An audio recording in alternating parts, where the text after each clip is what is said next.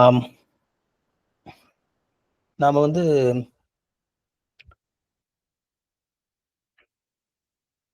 புதிய பிறப்பு அப்படிங்கிற அடிப்படையில வந்து நாம தொடர்ந்து கற்றுக்கொண்டு வருகிறோம். இதுல வந்து அ இந்த புதிய பிறப்பு அப்படின்னா என்ன? அப்படிங்கிறத நாம தெளிவா புரிந்து கொள்றதுக்காக ஒவ்வொரு பாடமா நாம வந்து இதுல கற்றுக்கொண்டு வருகிறோம். ஸோ,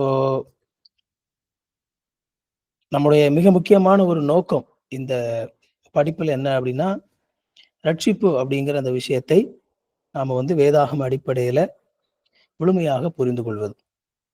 அதுக்காக தான் நாம ஏதோ முக்கியமா வந்து அந்த ரட்சிப்பை மட்டும் மையப்படுத்தி நாம கற்றுக்கொண்டு வருகிறோம். நம்ம எல்லாருமே ஓரளவு வந்து நமக்கு சத்தியம் எல்லாருமே நாம அறிந்தவங்க தான். அறியாதவங்க இல்ல.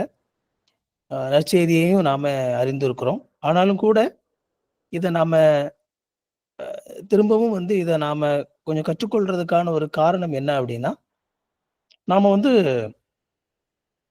தெளிவா நம்ம வந்து இதை புரிந்து கொள்ளணும் அப்டிங்கிறதுக்காக. உதாரணத்துக்கு வந்து ஒரு பக்கெட் இருக்குது அப்டின்னா, அந்த பக்கெட்ல வந்து பார்த்தீங்க அப்டின்னா, அ ஒரு சில நேரங்கள்ல சின்ன சின்ன ஓட்டைகள் இருக்கலாம். ஒரு பக்கெட்ல இருக்குது. அந்த பக்கெட்ல வந்து நம்ம தண்ணி ஊத்துறோம். அந்த தண்ணி வந்து அந்த பக்கெட்ல அப்படியே நிக்கணும் அப்படின்னா, அந்த பக்கெட்ல வந்து ஓட்டை இருக்கக்கூடாது. ஒருவேள ஒரு பக்கெட்ல அந்த பக்கெட்ல ஒரு பெரிய ஓட்டை இருந்தது அப்படின்னா, நம்ம தண்ணி ஊத்துனோனே அது எல்லாமே அப்படியே கீழ போயிரும். ஆனா ஒரு சில நேரங்கள்ல பக்கெட்ல வந்து பெரிய ஓட்டை இருக்காது. ரொம்ப ஸ்மால் சின்ன சின்ன ஓட்டைகள் இருக்கலாம். அப்போ நம்ம தண்ணி ஊத்தும்போது நமக்கு ஒருவேள அந்த தண்ணி எதுவுமே எல்லாமே அப்படியே இருக்கிற மாதிரி தெரியலாம். ஆனா ரொம்ப ஸ்மால் ஓட்டை இருந்துச்சு அப்படின்னா, அதுல கூட கொஞ்சம் கொஞ்சமா என்ன செய்யும் அப்படின்னா, அந்த தண்ணி அப்படிங்கிறது வந்து லீக் ஆகி, அ ஒரு ஓவர் த டைம் பார்த்தீங்க அப்படின்னா, அதுல தண்ணி இருக்காது. ஸோ, இதுல நம்ம ஓரளவு நம்ம ஏற்கனவே நம்ம சத்தியங்கள் இதெல்லாம் தெரிஞ்சவங்க தானே. ஏன் நம்ம இதெல்லாம் திரும்ப நம்ம பார்க்குறோம் அப்படின்னு சொல்லி பார்க்கும்போது, இது கிட்டத்தட்ட அ அந்த சின்ன சின்ன ஓட்டைகள் இருக்கு இல்லையா? அதை அடைப்பதற்கான ஒரு முயற்சி அப்படின்னு சொல்லி கூட நாம இத சொல்லலாம். நம்ம கிராண்டா முழுசா நாம வந்து தெரிஞ்சு வச்சிருப்போம். ஒருவேள ஆங்காங்கே என்ன செய்யலாம் அப்படின்னா, நம்முடைய அந்த புரிதல்கள்ல சின்ன சின்ன கேப் இருக்கலாம். அந்த சின்ன சின்ன கேப் கூட ஒரு சில நேரங்கள்ல நாம வந்து ஒரு முழுமையான கிறிஸ்தவ வாழ்க்கை வாழ்வத வந்து அது என்ன செய்யும் அப்படின்னா, ஒரு சில நேரங்கள்ல அதை தடை பண்ணுவதற்கு அல்லது கடவுள் என்ன இந்த ரட்சிப்பு அப்படிங்கிறது மூலமா என்ன இன்டென்ட் பண்ணி இருக்கிறாரோ, அது வந்து நம்முடைய வாழ்க்கையிலே நடக்காமல் போவதற்கான ஒரு வாய்ப்பு சின்ன சின்ன இந்த தவறான புரிதல்கள் மூலமாக கூட இருப்பதற்கு வாய்ப்பு இருக்கு. ஸோ, அதனால நாம என்ன செய்றோம் அப்படின்னா, இத வந்து மறுபடியும் ரொம்ப தெளிவா என்ன செய்றோம் அப்படின்னா, நம்ம பார்க்குறோம். இன்னைக்கு வந்து நம்ம பார்க்க போற ஒரு தலைப்பு என்ன அப்படின்னா, பாவி அப்படிங்கிற அந்த தலைப்பு. சின்னர் பாவி அப்படிங்கிற தலைப்பு. நம்மளுடைய படிப்புல கிட்டத்தட்ட நம்ம வந்து ஒரு பாதி தூரத்துக்கு வந்து நாம வந்திருக்கிறோம். ஸோ, ஒருவேளை கடவுளை அறியாத நபர்களாக இருக்கக்கூடிய நபர்கள் அப்படின்னா, ஒரு நம்பிக்கையும் இல்லாத ஒரு நிலையிலிருந்து கடவுளை நோக்கி போகிற அந்த பாதையில ஒரு பாதி தூரத்துல வந்து நாம என்ன செஞ்சிருக்கோம் அப்படின்னா வந்திருக்கிறோம். இதுல வந்து நாம பார்க்கும்போது, நம்ம ஏற்கனவே நாம இதுவரைக்கும் கற்றுக்கொண்ட விஷயங்களுடைய அடிப்படையில வந்து நம்ம என்ன புரிஞ்சு நம்ம வந்து தெளிவா அத பார்த்திருந்தோம் அப்படின்னா, நமக்கு என்ன புரிஞ்சிருக்கும் அப்படின்னா, நாம எந்த அளவுக்கு நம்முடைய நிலைமை அப்படிங்கிறது, நம்முடைய நிலைமை அப்படிங்கிறது கடவுளுடைய பார்வையிலே மிக பரிதாபகரமானதாக இருக்கிறது அப்படிங்கிறத நம்ம பார்த்திருக்கோம். ரொம்ப முக்கியமா ஒரு பரிதாபமான ஒரு ஒரு பரிதாபமான ஒரு குடும்பத்தை சார்ந்தவர்களாக நாம இருக்கிறோம். இந்த இடத்துல நான் குடும்பம் அப்படின்னு சொல்லி சொல்றது, நம்ம இப்ப கடந்த வாரங்கள்ல நம்ம பார்த்த வீழ்ச்சியடைந்த அந்த ஆதாமனுடைய சந்ததியிலே பிறந்த நபர்கள் நாம. போன வாரத்துல கூட நாம அத கொஞ்சம் தெளிவா பார்த்தோம். வீழ்ச்சி அடைந்த ஆதாமனுடைய அந்த ஒரு பரிதாபமான குடும்பத்தை சார்ந்த நபர்களாக இருக்கிறோம். அப்போ என்ன நமக்கான ஒரு நம்பிக்கை என்ன? என்ன நமக்கு நமக்கு முன்னால என்ன நம்பிக்கை இருக்குது? என்ன பண்றது? சரி நான் வந்து நான் வந்து நம்ம பிறக்கும்போதே இப்படிப்பட்ட ஒரு பரிதாபகரமான ஒரு ஃபேமிலிக்குள்ள வந்து என்ன செஞ்சிருக்கோம்? நாம வந்து பிறந்திருக்கிறோம். அப்போ நமக்கு என்ன ஹோப் அப்படின்னு சொல்லி பார்த்தீங்கன்னா, என்ன வேணும் நமக்கு? ஆனா ஒரு நல்ல ஃபேமிலி. ஓகேவா? ஒரு சிறந்த ஃபேமிலி அப்படிங்கிறது வந்து நமக்கு வேணும்.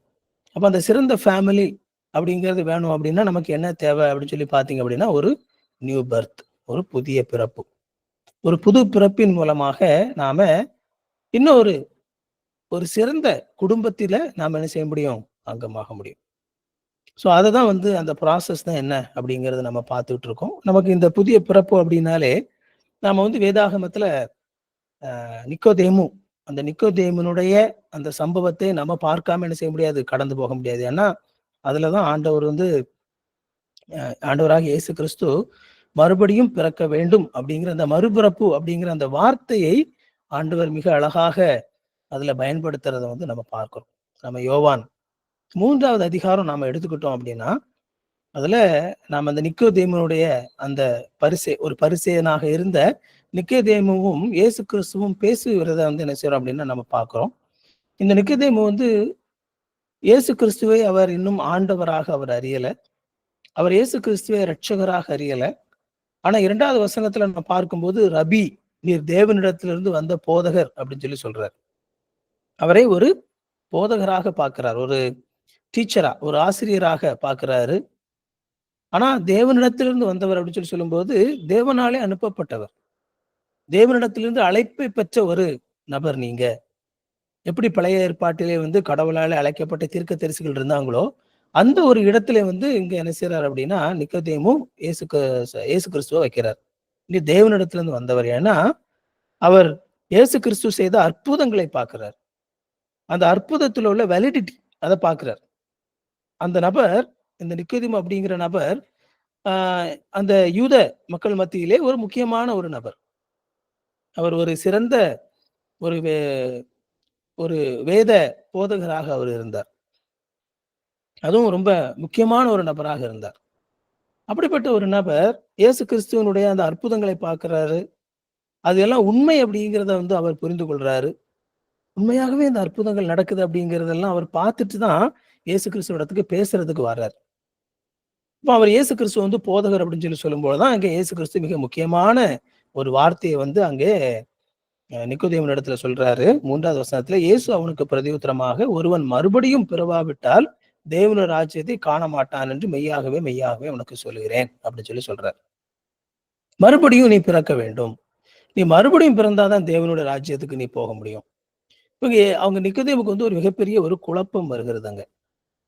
பாருங்க, தேவனுடைய ராஜ்யம் நிக்கோதேமுவை பொறுத்த வரைக்கும் அவர் ஒரு யூதனாக இருப்பதுனாலேயும், அவர் வேத அந்த பழைய ஏற்பாட்டில் உள்ள அந்த வேத எழுத்துக்களை எல்லாம் நன்றாக அறிந்தவராகவும், அதை கற்றுக் கொடுக்கக்கூடிய ஒரு நபராகவும் இருக்கக்கூடிய ஒரு பக்தியுள்ள ஒரு வாழ்க்கை வாழக்கூடிய நபராகவும் அவர் இருக்கிறார். அப்படியெல்லாம் இருக்கிறதே வந்து நான் தேவனுடைய ராஜ்யத்துக்கு போறதுக்கு போதுமானது அப்படின்னு சொல்லி நிக்கோதேமு நினைச்சுட்டு இருக்கிறாரு. ஆனா அங்க இயேசு கிறிஸ்து வந்து ஒரு பெரிய ஒரு கல்ல தூக்கி போடுறார். நீ மறுபடியும் பிறக்கலன்னா தேவனுடைய ராஜ்யத்தை காண மாட்டாய் அப்படின்னு சொல்லி சொல்லும்போது, நிக்கோதேமுக்கு வந்து ஒரு மிகப்பெரிய ஒரு கேள்வி வருகிறது.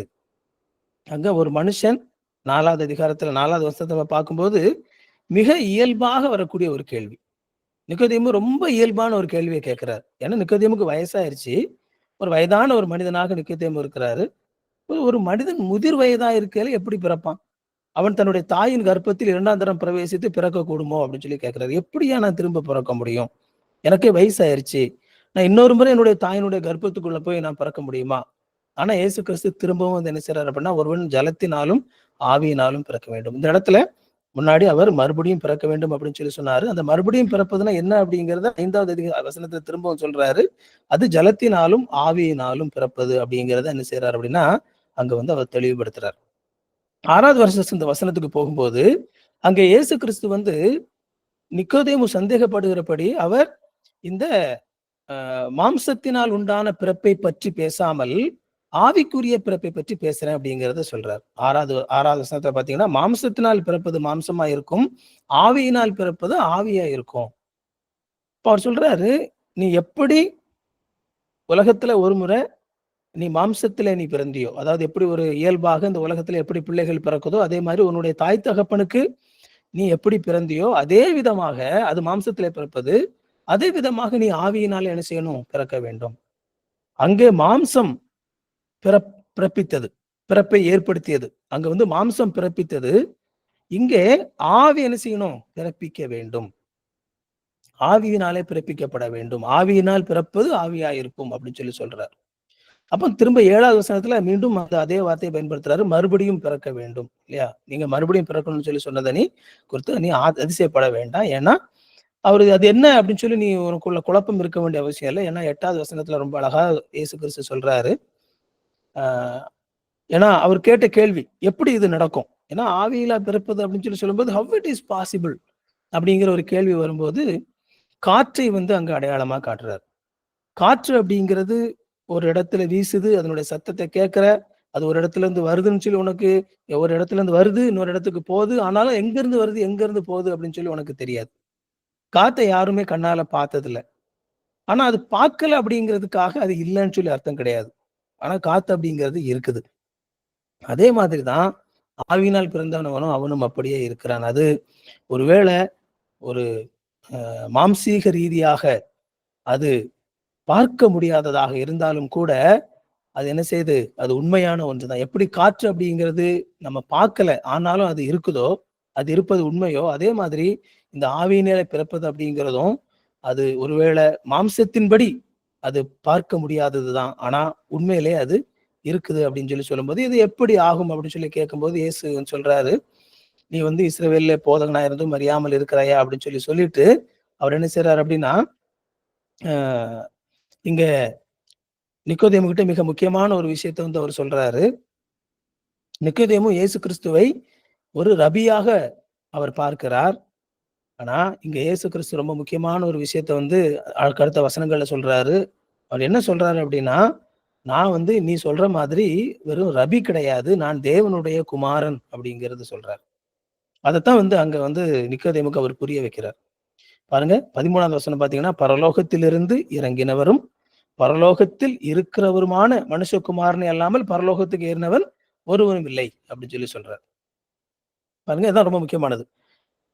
ரபி அப்படின்னு சொல்லி வந்து அவர் சொல்றாரு. ஆனா இங்க இயேசு கிறிஸ்து என்ன சொல்றாரு அப்படின்னா, மனுஷகுமாரன் அப்படிங்கிற வார்த்தையை பயன்படுத்துறார். இப்போ உடனடியா வந்து அங்க நிக்கோதேமுக்கு வந்து இந்த மனுஷகுமாரன் அப்படிங்கிற அந்த பதம் அ தெய்வீகத்தை குறிக்கக்கூடியது அப்படிங்கிறது வந்து அவருக்கு தெரியும். அப்ப அவன் வந்து பாரு, நீ வந்து என்னைய நீ ரபின்னு சொல்லி சொல்ற. ஆனா நான் வந்து வெறுமனே ரபி இல்ல. நான் வந்து பரலோகத்திலிருந்து இறங்கினவன். பரலோகத்திலிருந்து இறங்கினவர். பரலோகத்திலே இருக்கிறவர். என்னுடைய எக்ஸிஸ்டன்ஸ் அப்படிங்கிறது எங்க இருக்குது அப்படின்னா, பரலோகத்துல இருக்குது. அப்படின்னு சொல்லி சொல்லும்போது அங்கே அ நிக்கோதேமுக்கு வந்து இயேசு கிறிஸ்து எதை சுட்டிக்காட்ட விரும்புறார் அப்படின்னா, இயேசு கிறிஸ்து தன்னுடைய அந்த தெய்வீகத்தை, தான் கடவுள் அப்படிங்கிற அத வந்து சுட்டிக்காட்டுறாரு. அத சுட்டிக்காட்டிட்டு இந்த உலகத்திலே நான் என்ன செஞ்சிருக்கேன்? வந்திருக்கிறேன் அப்படிங்கிறத சுட்டிக்காட்டிட்டு, எப்படி சர்ப்பமானது மோசேயினாலே வனாந்தரத்திலே உயர்த்தப்பட்டதோ, அதே மாதிரி மனுஷகுமாரனும் உயர்த்தப்பட வேண்டும். தன்னை விசுவாசிக்கிறவன் அவன் கெட்டுப் போகாமல் நித்திய ஜீவனை அடையும்படிக்கு உயர்த்தப்பட வேண்டும் அப்படின்னு சொல்லி, அவருடைய சிலுவை குறித்து என்ன செய்றாரு? இந்த இடத்துல பேசுறாரு. அங்கே விசுவாசம். மோசே மோசேயினாலே சர்ப்பம் வனாந்தரத்தில உயர்த்தப்பட்ட சம்பவம் அப்படிங்கிறது நமக்கு எல்லாருக்குமே நல்லா தெரியும். இப்போ அதே மாதிரி எப்படி வந்து அத அந்த சர்ப்பத்தை ஆண்டவர் வச்சிருந்தாரு. பாம்பு கடிச்சது மக்கள் அதனாலே மரணம் அடைந்து கொண்டிருந்தாங்க. அந்த பாம்பினாலே மரணம் உண்டாகி கொண்டிருந்தது. மக்கள் வந்து கடவுளிடத்துல வந்து மோசே கிட்ட கேட்டாங்க. மோசே கடவுளிடத்துல கேட்டாரு. அப்போ ஆண்டவர் சொன்னாரு, "இந்த சர்ப்பத்த நீ செஞ்சு வையி. இத பார்க்கிறவங்க பிழைப்பாங்க." அப்படின்னு சொல்லி ஆண்டவருடைய வார்த்தை அங்கே வந்தது. அப்ப எப்படி வந்து அதை நம்பி யாரெல்லாம் அத பார்த்தாங்களோ, அவங்க பிழைச்சாங்க. அங்கே மரணத்திலிருந்து பிழைத்தார்கள். யாரெல்லாம் அந்த வார்த்தையை விசுவாசித்தார்களோ, கடவுள் சொன்ன வார்த்தை மேல யாரெல்லாம் நம்பிக்கை வச்சாங்களோ, அவங்க எல்லாரும் அவங்க வந்து என்ன செஞ்சாங்கன்னா பிழைத்தார்கள். மரணம் அடையல. அதே மாதிரி இங்க இயேசு கிறிஸ்து சிலுவையிலே உயர்த்தப்படுகிறார். அதை யாரெல்லாம் விசுவாசிக்கிறாங்களோ, அவங்க என்ன செய்வாங்க? 15ல தன்னை விசுவாசிக்கிற எவனோ அவன் கெட்டுப் போகாமல் நித்திய ஜீவன் அடையும்படிக்கு உயர்த்தப்பட வேண்டும். 16வது வசனம், தேவன் தம்முடைய ஒரே பேரான குமாரனை விசுவாசிக்கிறவன் எவனோ அவன் கெட்டுப் போகாமல் நித்திய ஜீவன் அடையும்படிக்கு அவரை தந்தருளி இவ்வளவாய் உலகத்தில் அன்பு கூர்ந்தார் அப்படின்னு சொல்லி வந்து நம்ம பார்க்கிறோம். அப்போ இந்த மறுபடியும் பிறத்தல் அப்படிங்கிறது எப்படி நடக்குது அப்படின்னு சொல்லி நம்ம பார்த்தோம் அப்படின்னா, அது அங்க தேவனுடைய குமாரன் சிலுவையிலே உயர்த்தப்பட்ட, சிலுவையிலே அடிக்கப்பட்ட அந்த தேவகுமாரன் மேல் விசுவாசம் வைக்கும் பொழுது, அந்த செய்தியின் மேல், அந்த சம்பவத்தின் மேல், அந்த செயலின் மேல் ஆண்டவர் செய்த அந்த கிரியையின் மேல் அதை நம்பிக்கை வைக்கும்போது என்ன செய்றோம்? நாம வந்து மறுபடியும் பிறக்கிறோம். அதுதான் மறுபடியும் பிறத்தல் அப்படிங்கிறது வந்து என்ன செய்றாரு அப்படின்னா, அங்க வந்து சுட்டிக்காட்டுறாரு. அவரை விசுவாசிக்கிறவன் ஆக்கினைக்குள்ளாக தீர்க்கப்படான். தேவனுடைய தண்டனைக்கு உள்ளாக என்ன செய்ய மாட்டான், அவன் ஆக மாட்டான் அப்படிங்கிறத வந்து அவர் வந்து என்ன செய்றாரு அப்படின்னா சுட்டிக்காட்டுறார். இதுல பிரச்சனை என்ன அப்படின்னு சொல்லி நீங்க பார்த்தீங்க அப்படின்னா, இங்க நிக்கோதேமு இடத்துல வந்து ஆண்டவர் சொல்லும்போது, அதாவது நீ மறுபடியும் பிறக்க வேண்டும் அப்படின்னு சொல்லி சொல்லும்போது, முதலாவது அவர் சொல்லும்போது நிக்கோதேமுக்கு புரிய மாட்டேங்குது. அப்போ ஆண்டவர் கேட்கிறார், "நீ இஸ்ரவேல்ல இவ்வளவு பெரிய போதகனா இருக்கிற, ஆனாலும் நான் சொல்றது உனக்கு புரியலையா?" அப்படின்னு சொல்லி கேட்கும்போது, அங்கதான் வந்து அந்த பிரச்சனை வந்து ஆண்டவர் அங்க சுட்டிக்காட்டுறாரு. அங்க பிரச்சனை என்ன? அங்கே நிக்கோதேமுவால சத்தியத்தை பார்க்க முடியாத ஒரு நிலை. ஒரு ஆவிக்குரிய ஒரு குருட்டாட்டம் இருக்கிறத வந்து நம்ம பார்க்கிறோம். நிக்கோதேமு என்கிற ஒரு நபர், வேத எழுத்துக்களை எல்லாம் அறிந்தவர். ஒரு வேத போதகனாக இருக்கக்கூடிய ஒரு நபர். பழைய ஏற்பாட்டிலே இருக்கக்கூடிய எல்லாவற்றையும் மக்களுக்கு போதிக்கக்கூடிய ஒரு நபர். பழைய ஏற்பாட்டிலே மேசியாவை குறித்து இருக்கக்கூடிய தீர்க்க தரிசனங்கள் எல்லாவற்றையும் கூட வாசித்து, அதை மக்களுக்கு போதிக்கக்கூடிய ஒரு போதகனாக இருக்கக்கூடிய ஒரு நபருக்கு கூட, அங்க என்ன இயேசு கிறிஸ்து என்ன சொல்றாரோ, அது என்ன செய்யல? புரியல. இப்ப அங்க அடிப்படை பிரச்சனை என்ன? என்னதான் அவர் வந்து கடவுள் இன்டலெக்சுவலா, அறிவுபூர்வமா அவருக்கு வந்து கடவுளுடைய வார்த்தை எல்லாம் தெரிஞ்சிருந்தாலும், அங்கே ஒரு ஆவிக்குரிய ஒரு குருட்டாட்டம், ஆவிக்குரிய ஒரு குருட்டுத்தன்மை அப்படிங்கிற ஒரு விஷயம் இருக்கிறத வந்து நம்ம பார்க்கிறோம். நம்ம இதே விதமான ஒரு கருத்தை எதுலயும் பார்க்க முடியும் அப்படின்னா, 2 கொரிந்தியர் 4வது அதிகாரத்திலயும் கூட நம்ம இத பார்க்க முடியும். 2 கொரிந்தியர் 4வது அதிகாரத்துல 3வது, 4வது வசனத்துல பார்த்தீங்க அப்படின்னா, அதுலயும் வந்து அ பவுல் வந்து என்ன செய்றாரு அப்படின்னா சொல்றாரு. ஆ 2 கொரிந்தியர்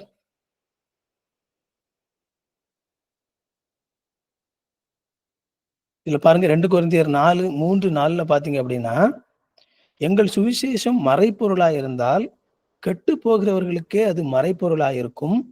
அப்படின்னு சொல்லி சொல்றாரு. தேவனுடைய சாயலா இருக்கிற கிறிஸ்துவின் மகிமையான சுவிசேஷத்தின் ஒளி அவிசுவாசிகளாகி அவர்களுக்கு பிரகாசமா இராதபடிக்கு இப்பிரபஞ்சத்தின் தேவனானவன் அவர்களுடைய மனதை குருடாக்கினான் அப்படின்னு சொல்லி எழுதுறார். பாருங்க, ஒரு ஆவிக்குரிய ஒரு குருட்டுத்தனம், ஒரு குருட்டாட்டம். பாருங்க, மறைபொருளா இருக்குது. எங்களுடைய சுவிசேஷம் மறைபொருளா இருக்குது அப்படின்னா, அது யாருக்கு அப்படி மறைபொருளா இருக்குது? ஒரு ஒரு நபருக்கு அது புரிய மாட்டேங்குது. சொல்றான். தெளிவா வந்து தெளிவா சொல்லப்படுது. ஆனாலும் அது என்ன செய்ய மாட்டேங்குது அவங்களுக்கு? புரிய மாட்டேங்குது அப்டின்னா, அங்க ஒரு பிரச்சனை இருக்குது. அது கெட்டு போறவங்களுக்கு தான் அது மறைபொருளா இருக்கும். என்ன பிரச்சனை? என்ன அப்டின்னா, அந்த மகிமையான சுவிசேஷத்தின் ஒளி அவிசுவாசிகளா இருக்கிறவங்களுக்கு பிரகாசம் ஏறாதபடிக்கு இப்பிரபஞ்சத்தின் தேவனான அவர்களுடைய மனதை குருடாக்கினான். அப்போ பிசாசு என்ன செய்திருக்கிறான்? அவிசுவாசிகளுடைய மனதிலே ஒரு ஆவிக்குரிய குருட்டாட்டத்தை அவன் கொடுத்து வைத்திருக்கிறான். ஆவிக்குரிய ஒரு குருட்டுத்தனத்தை அவன் என்ன செய்திருக்கிறான்? அவன் கொடுத்து வைத்திருக்கிறான். நம்ம ஏற்கனவே கடந்த வாரத்துல நம்ம பார்த்தோம் இல்லையா? சாத்தான் என்ன செய்றான்? ஆதாமை மேற்கொண்டதின் நிமித்தம், இந்த கடவுள் படைத்த அந்த மனுக்குலத்தை அவன் மேற்கொண்டதின் நிமித்தம், கடவுள் படைத்த மனுக்குலத்தை அவன் வந்து கரைப்படுத்தினதின் நிமித்தம், ஆதாமுடைய சாயலிலே வந்து அதற்கு பிற்பாடு வரக்கூடிய எல்லா நபர்களையும் அவன் ஆவிக்குரிய ரீதியாக அவன் குருடாக்கி வைத்திருக்கிறான். ஆதாமையும், ஆதாமுடைய சந்ததி எல்லாத்தையும் அவன் ஆஹ், இயல்பிலேயே அவன் குருடாக்கி வைத்திருக்கிறான். அவன் கடவுளுக்கு எதிராக செயல்படும் வண்ணமாக இவன் நம்ம வந்து அந்த மக்கள் ரட்சகரை அறிந்து விடக்கூடாது. அந்த மக்கள் அவங்களுடைய உண்மையான மீட்பு அவங்களுக்கு எங்க இருக்குது அப்படிங்கிறத அவங்க புரிந்து கொள்ளக்கூடாது அப்படிங்கிறதுக்காக அவன் அவங்களுடைய மனதை குருடாக்கி இருக்கிறான் அப்படிங்கிறத வந்து நம்ம பார்க்கிறோம். நாம அவங்களுடைய சிந்தையை அவன் என்ன செய்திருக்கிறான் அப்படின்னா, கரைப்படுத்தி வைத்திருக்கிறான். சிந்தையை கரைப்படுத்தி வைத்திருக்கிறான். நாம வந்து ரோமர் 8வது அதிகாரம் 7வது வசனத்துல நம்ம பார்த்தோம் அப்படின்னா, ரோமர் 8:7.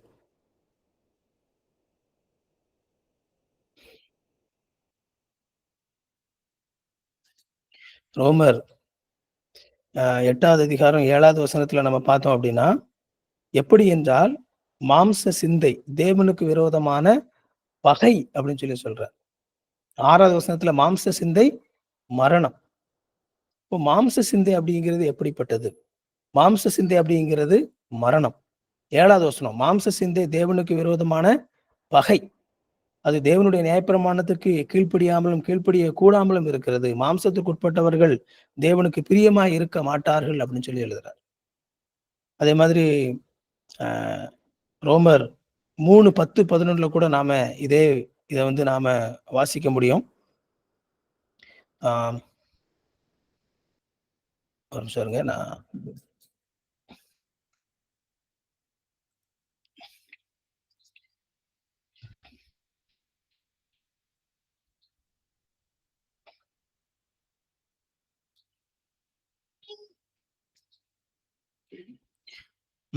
ஓகே.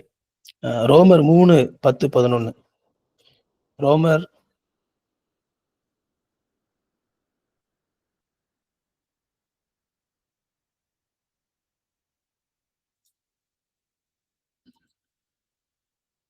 ரோமர் 3:10 வந்து நம்ம பார்க்கும்போது 10-11 பார்க்கும்போது, அந்தப்படியே நீதிமான் ஒருவனாகிலும் இல்லை, உணர்வுள்ளவன் இல்லை, தேவனை தேடுகிறவன் இல்லை.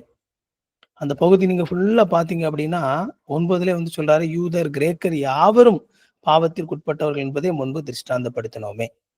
நீதிமான் ஒருத்தரும் இல்லை, தேவனை தேடுறவங்க யாருமே இல்லை, எல்லோரும் வழிதப்பி ஏகமாய் கெட்டு போனார்கள், நன்மை செய்கிறவன் இல்லை, ஒருவனாகிலும் இல்லை அப்படின்னு என்ன செய்யறாரு சொல்றாரு.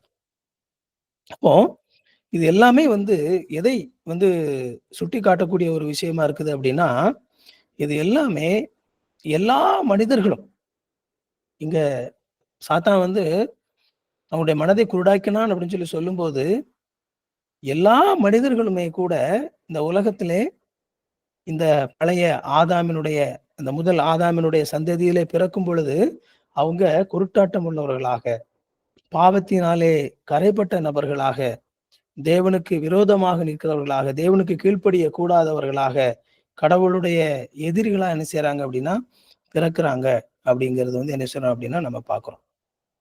சோ இப்போ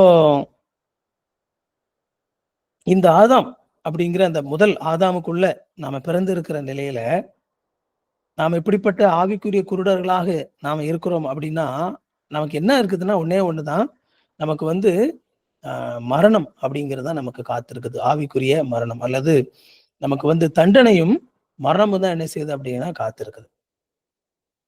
அப்போ இதுல வந்து பாத்தீங்க அப்படின்னா, சாத்தான் அப்படிங்கிறவன் வந்து ஒரு ஜெயித்து விட்டது மாதிரியான ஒரு தோற்றத்தை அது உருவாக்குவதா என்ன செய்யலாம் அப்படின்னா இருக்கலாம்.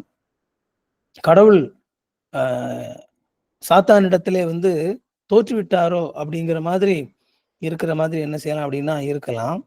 ஆனா உண்மை என்ன அப்படின்னா, நாம ஒருவேளை ஆதாமுக்குள்ளாக இவ்விதமாக தண்டனைக்கு உட்பட்ட நபர்களாக இருந்தாலும் கூட, கடவுள் என்ன செய்திருக்கிறார் அப்படின்னா, அவர் இதற்கான ஒரு வழியை வந்து உண்டாக்கி இருக்கிறார் அப்படிங்கிறத வந்து நம்ம புரிந்து கொள்றோம். நம்ம பிறப்பிலே பாவிகளாக இருந்தாலும், நம்ம பிறப்பிலேயும் பாவிகளாக இருக்கிறோம். நம்மளுடைய செயல்னாலையும் நம்ம என்ன செய்யறோம்? பாவிகளாக இருக்கிறோம். ஆனாலும் கூட அங்கே ஆண்டவர் அதற்கான ஒரு வழியை வந்து என்ன செய்யறாரு? ஆயத்தம் பண்றாரு அப்படின்னு வந்து நம்ம பார்க்கிறோம். சோ நம்மளுக்குள்ள இந்த பாவ நிலை இருப்பதை வந்து பல நபர்கள் தங்களுக்குள்ளாக இப்படிப்பட்ட இந்த பாவ நிலை இருப்பதை வந்து உணர்வதில்லை. அப்படி உணராது இருக்கிற நிலையில என்ன ஒரு பெரிய பிரச்சனை வரும் அப்படின்னு பாத்தீங்க அப்படின்னா, எப்படி வந்து சாத்தான் வந்து கடவுளுக்கு எதிராக அவன் வந்து பெருமை கொண்டவனாக இருந்தானோ, எப்படி அவன் கடவுளுக்கு எதிராக அவன் வந்து முரட்டாட்டம் செய்கிறவனாக இருந்தானோ, அவன் எப்படி கடவுளுடைய இடத்திற்கு தன்னை உயர்த்துவதற்கு விருப்பம் உள்ளவனாக இருந்தானோ, அதே விதமான அந்த மனநிலை அப்படிங்கிறது ஒவ்வொரு மனிதர்களுடைய உள்ளத்திலேயும் இருக்குது அப்படிங்கிறத நாம புரிந்து கொள்ளணும். எரேமியா 17:9 எரேமியா 17:9 வந்து நீங்க பாத்தீங்க அப்படின்னா, இருதயத்தை பத்தி என்ன சொல்றாரு, நமக்கு எல்லாருக்கும் தெரிஞ்ச வசனம் தான். பாருங்க, எரேமியா 17:9 எல்லாவற்றை பார்க்கிலும் இருதயமே திருக்குள்ளதும் மகா கேடு உள்ளதுமா இருக்கிறது. அதை அறியத்தக்கவன் யார் அப்படின்னு சொல்லி என்ன செய்றாருன்னு அவர் சொல்றார். எல்லாவற்றை பார்க்கிலும் இருதயமே திருக்குள்ளதும் மகா கேடுள்ளதுமா இருக்கிறது. பாருங்க, இருதயம் அப்படிங்கிறது எந்த அளவுக்கு மிக மோசமானது, எல்லா மனிதர்களுடைய இருதயங்களும் எந்த அளவுக்கு மோசமானது அப்படிங்கிறது என்ன செய்றாரு சொல்றார். நாம அப்படியே மத்தேயுக்கு நாம வரும்பொழுது, அங்கே ஆண்டவர் அ ஆண்டவருக்கும் ஆண்டவராகிய இயேசு கிறிஸ்துவோடைய சீடர்களுக்கும் இடையில ஒரு கான்வர்சேஷன் நடக்குது. அதுல அவங்க அவர் சாப்பாட்ட பத்தி ஆண்டவர் பேசுறாரோ அப்படின்னு சொல்லி தப்பா நினைக்கிறாங்க. ஆனா இயேசு கிறிஸ்து வந்து பார்த்தீங்க அப்படின்னா, அவர் இருதயத்த பத்தி பேசுறாரு. மத்தேயு 15வது அதிகாரம் 18, 19 இதுல வந்து நம்ம பார்க்கும்போது, வாயிலிருந்து புறப்படுகிறவைகள் இருதயத்திலிருந்து புறப்பட்டு வரும். அவைகளே மனுஷனை தீட்டுப்படுத்தும். எப்படி எனில், இருதயத்திலிருந்து பொல்லாத சிந்தனைகளும், கொலைபாதகங்களும், விபச்சாரங்களும், வேசித்தனங்களும், களவுகளும், பொய்ச்சாட்சிகளும், தூஷணங்களும் புறப்பட்டு வரும். இவைகளே மனுஷனை தீட்டுப்படுத்தும் அப்படின்னு சொல்லி என்ன செய்றாரு அப்படின்னா எழுதுறார். நம்ம ஆதியாகமம் 6வது அதிகாரத்துல நம்ம பார்க்கும்போது, அங்க கடவுளுடைய பாவ நிலையினாலே அங்கே பாவம் பெருகியிருந்த நிலையில ஆண்டவர் அதை பார்த்து அதை குறித்து வருத்தப்படுறார். அதுல பாருங்க, மனுஷனுடைய ஆதியாகமம் 6வது அதிகாரம் 5வது வசனம் 6வது வசனத்துல பாருங்க, மனுஷனுடைய அக்கிரமம் பூமியிலே பெருகினது என்றும் அவன் இருதயத்து நினைவுகளின் தோற்றமெல்லாம் நித்தமும் பொல்லாததே என்றும் கர்த்தர் கண்டு. பாருங்க, ரொம்ப முக்கியமானது. மனுஷனுடைய அக்கிரமம் வந்து பூமியிலே பெருகி இருக்குது. என்ன காரணம் என்ன? அவன் இருதயத்து நினைவுகளின் தோற்றமெல்லாம் நித்தமும் பொல்லாததே என்றும் கர்த்தர் கண்டு, நான் பூமியில வந்து மனுஷனை உண்டாக்கினதற்காக கர்த்தர் வந்து வருத்தப்பட்டார் அப்படின்னு சொல்லி வந்து நம்ம பார்க்கிறோம். இது என்ன, எதற்காக நம்ம இதை பார்த்துட்டு இருக்கிறோம் அப்படின்னா, அங்க ஒரு ஒரு நற்செய்தி அங்கே அறிவிக்கப்படுகிறது. அதை புரிந்து கொள்ளாமல் இருக்கக்கூடிய ஒரு இருதயம் அப்படிங்கிறது மிக மோசமானது. அது கடவுளுக்கு எதிராக முரட்டாட்டம் செய்யக்கூடிய ஒரு இருதயமா அது என்ன செய்யுது இருக்குது அப்படின்னு சொல்லி வந்து நம்ம பார்க்கிறோம். ஸோ இதுல ரொம்ப முக்கியமான ஒரு விஷயம் என்ன அப்படின்னா, நாம இதை வந்து நம்ம கேட்கும்போது, நாம எதை வந்து நாம ஒத்துக்கொள்கிறோம், எதை நம்முடைய இருதயத்திலே நாம ஏற்றுக்கொள்கிறோம்? கடவுள் சொல்றது சரி அப்படின்னு சொல்லி நாம ஏற்றுக்கொள்கிறோமா? இல்ல நான் சரி அப்படின்னு சொல்லி நான் வந்து என்னை ஏற்றுக்கொள்கிறேனா? ஏன்னா கடவுள் மனிதனை சுட்டிக்காட்டும் போது, வேதாகமும் மனிதனை சுட்டிக்காட்டும் போது, அவனை ஒரு பாவியாக, அவனை ஒரு ஒரு ஒரு குருட்டாட்டம் உள்ள ஒரு நபராக, சத்தியத்தை அறிய விருப்பம் இல்லாதவனாக, கடவுளுக்கு எதிராக நிற்கக்கூடிய ஒரு நபராக அவனை வந்து வேதாகம் என்ன செய்யுது அப்படின்னா சுட்டி காட்டுகிறது. அப்படிப்பட்ட அந்த நபரை சுட்டி காட்டிட்டு தான் அவனுக்கு வந்து நற்செய்தியை அறிவிக்குது. பாரு, நீ இது மோசமான ஒரு நிலை. ஆனா கடவுள் என்ன செய்யறாரு? இதுல இருந்து அந்த மனிதனை காப்பாற்றுவதற்கு ஒரு காரியத்தை செய்திருக்கிறாரு அப்படின்னு சொல்லிதான் அந்த அந்த மனிதனுக்கு தான் அந்த நற்செய்தி அப்படிங்கிறது என்ன செய்யப்படுது? அறிவிக்கப்படுது. ஆண்டவர் இயேசு கிறிஸ்து மனிதர்களாகிய நமக்கு பதிலாக, நாம் அனுபவிக்க வேண்டிய தண்டனைக்கு பதிலாக அவர் என்ன செய்யறாரு? அதை சிலுவையிலே செய்தார் அப்படிங்கிறத நம்ம பார்க்கிறோம். அப்போ நம்ம ஆண்டவர் வந்து அங்க சாத்தான் வந்து மனிதனை அவன் இவ்வண்ணம் அவன் கெடுத்த போதிலும் கூட அவனை ஜெயிக்க விடாமல் ஆண்டவர் சிலுவையிலே அந்த ஜெயத்தை எடுக்க வேண்டும் என்பதற்காக அவர் என்ன செய்திருக்கிறார் அப்படின்னா, அவர் சிலுவையில் எதை செய்து முடிச்சிருக்கிறார். ஆனா பார்க்கிறதுக்கு ஒருவேளை சாத்தான் வந்து மனுஷனை ஜெயித்துட்டது மாதிரி தெரியலாம். ஆனா ஆண்டவர் விழுந்து போன மனுக்குலத்தை காப்பாற்றுவதற்காக அவர் சிலுவையிலே என்ன செஞ்சார் அப்படின்னா, இந்த மாதிரி அவர் சிலுவையிலே நம்ம அவர் நிக்கோதேமுகிட்டே சொன்னது போல அவர் உயர்த்தப்பட்டார். அவர் சிலுவை மரத்திலே உயர்த்தப்பட்டார். அப்ப நாம செய்ய வேண்டியதெல்லாம் அங்கே இயேசு கிறிஸ்துவை ஏற்றுக்கொள்வது அப்படிங்கிறது என்ன அர்த்தம் அப்படின்னா, அதுக்கு முன்னாடி கடவுள் நம்மை குறித்து என்ன சொல்றார், வேதாகமும் நம்மை குறித்து என்ன சொல்லுதோ அதை ஏற்றுக்கொள்வது. அதை கொண்டுட்டு தான் அதுக்கு அடுத்தபடியா நம்ம என்ன செய்யறோம், அங்க போறோம். எனக்கு வந்து அங்கே ஒரு மறுபிறப்பு தேவை. நான் ஒரு தவறான ஒரு இடத்திலே இருக்கிறேன். நான் ஒரு சரியான ஒரு இடத்திற்கு போக வேண்டும். அப்ப அந்த இடத்துக்கு போணும் அப்படின்னா எனக்கு என்ன தேவை? ஒரு ஆவிக்குரிய மறுபிறப்பு தேவை. எனக்கு ஆவிக்குரிய மறுபிறப்பு தேவை அப்படிங்கிறத உணரக்கூடிய இடம் எது அப்படின்னா, இங்கே வேதாகமம் என்னை பற்றி என்ன சொல்லுதோ அதை நான் ஒத்துக்கொள்வது. நான் பிறக்கும் பொழுதே பாவியாக பிறந்தேன். நான் பிறக்கும் பொழுதே ஒரு குருட்டாட்டம் உள்ளவனாக பிறந்திருக்கிறேன். நான் பிறக்கும் பொழுதே ஒரு முரட்டாட்டம் உள்ளவனாக பிறந்திருக்கிறேன். தேவனுக்கு எதிராக நிற்கக்கூடிய மனதுள்ளவனாக நான் பிறந்திருக்கிறேன்.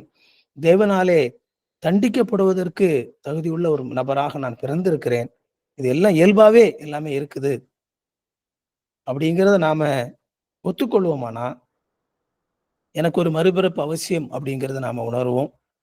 அப்ப நமக்கு ஒரு அது நம்ம அப்படி ஒரு மறுபிறப்பு எனக்கு வேணும் அப்படின்னு சொல்லி ஆசைப்படும்போது, அங்கே நம்ம செய்ய வேண்டியது என்ன அப்படின்னா, இயேசு கிறிஸ்துவின் மேல் நம்பிக்கை வைப்பது. சிலுவையிலே உயர்த்தப்பட்ட அந்த இயேசு கிறிஸ்துவின் மேல் நம்பிக்கை வைப்பது. அப்படி நாம நம்பிக்கை வைக்கும் பொழுது, அங்கே சாத்தான் தோற்கிறான். இயேசு கிறிஸ்து அங்கே ஜெயிக்கிறார். சரியா? ஸோ இன்னைக்கு வந்து நாம இதோட வந்து நாம இன்னைக்கு நிறுத்திக் கொள்ளலாம். இனி அடுத்தடுத்து வரக்கூடிய பாடங்கள்ல இன்னும் நம்ம இன்னும் ஒரு சில விஷயங்கள நாம நற்செய்தியை குறித்தும், ரட்சிப்பை குறித்தும் இன்னும் ஒரு சில காரியங்களையும் கூட தெளிவா நாம கற்றுக்கொள்ளலாம்.